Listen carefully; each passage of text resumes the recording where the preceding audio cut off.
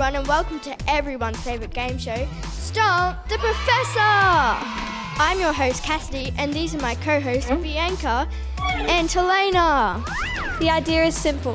We ask super hard questions and super smart people answer them. Let's meet our contestants. She prefers water over Coke, would live in the city, and she's Chief Executive of Health and Wellbeing Queensland. It's Dr. Littlewood. Introducing our next contestant, whose favourite movie is Star Wars, enjoys eating spaghetti and is a paediatric oncologist. It's Professor Moore.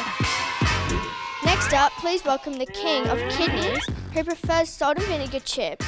He's also a paediatric that thing. Give it up for Dr. McTaggart. She's hip and loves her sausage dog. You can also catch her ballroom dancing on a Tuesday. She's professor and chair in paediatric nursing. It's Dr. Orman. Last but certainly not least is someone who prefers KFC over Macca's and loves NRL. They're also professor and doctor of infectious diseases.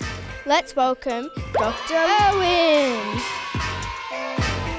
It's time to stump the professors with general knowledge questions.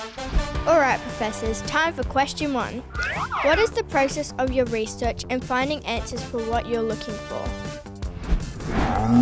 Dr. Andy.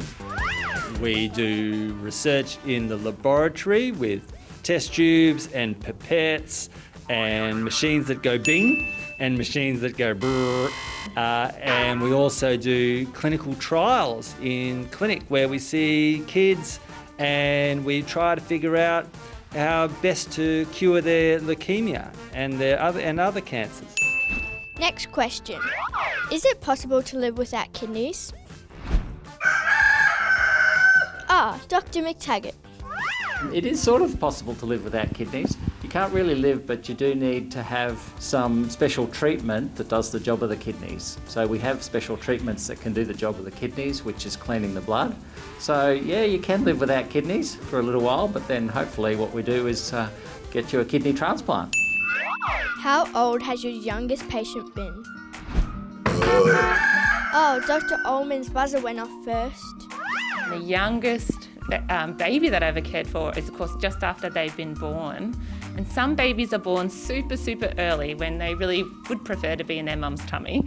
So the youngest baby that I've ever taken care of was 24 weeks old, but that meaning 24 weeks gestation. So they should be born in 16 weeks' time. So they were tiny, tiny little baby. Looks only less than 1 kilogram. So if you get a litre of milk, so half of your normal 2 litres of milk, that's how it's actually lighter than that bottle of milk. Very little, very cute, and so well loved by all the people that were taking care of it. Let's see if this one stumps you. What are some foods that people think are good but are actually really bad? I think that was Dr. Littlewood. Oh, that is such a good question. You know what? I've got to say there are so many foods out there that all the labels and all the industry and all the marketers want you to believe they're healthy, and they're really not healthy. And there's lots of those. Best thing that we can do is eat lots of fresh fruit and veggies. Lots of fresh fruit is really, really good, and fresh foods, lots of fresh foods. What does an infection in the blood look like, and what are the signs? I think Dr. Irwin raised his hand. What do they look like? There are lots of fantastic pictures of bugs, infections that you could find on the computer, and they look a bit hairy, or they look sometimes a bit long. That's what the bacteria might look like. One of the things that I do is I look for new ways to find those infections, and so this is a piece of kit. Andy was talking about having pieces of kit that make funny noises and have flashing lights.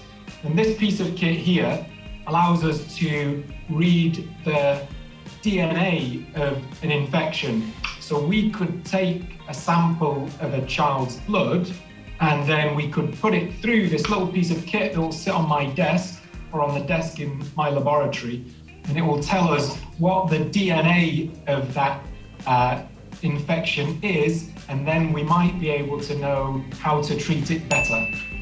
Well done, professors. We're done with that. Let's move on to our rapid fire round. What is the capital city of Bolivia? Peru? I don't know. A pass? Mickey Mouse has one thumb and how many fingers? 2. 1. 3? Yay!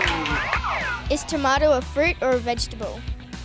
It's a vegetable. It's totally a vegetable. Definitely a fruit. The wheels on the bus go. Round and round.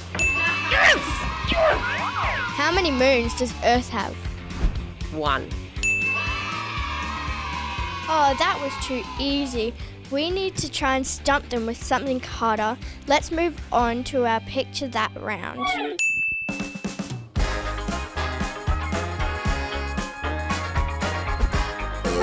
Dr. Amanda. I think it's the Louvre in Paris. Correct.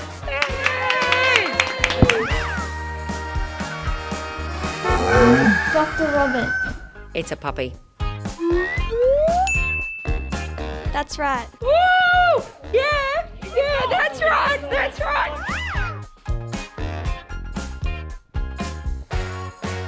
Dr. Adam. I think it was a big slab of tuna. Incorrect. Could it be the underside of a leaf? Or can I get no hands? Go. Yeah. Or like an arm with lots of veins? Just gonna check with the judges with that one. Absolutely not. Oh, they said that one's incorrect. Sorry. It was a pelican. Today's winner is Dr. Andy! You've won a lifetime supply of cottage cheese and an all-expenses-paid trip to the Bermuda Triangle. Well, that's all for today, folks. Don't you think those professors were amazing? That's right. They were super smart, super funny. They were super professors. Thanks for tuning in with us for Dream Big Week. Make sure to come and tune in with us again for another episode of Stump the Professor.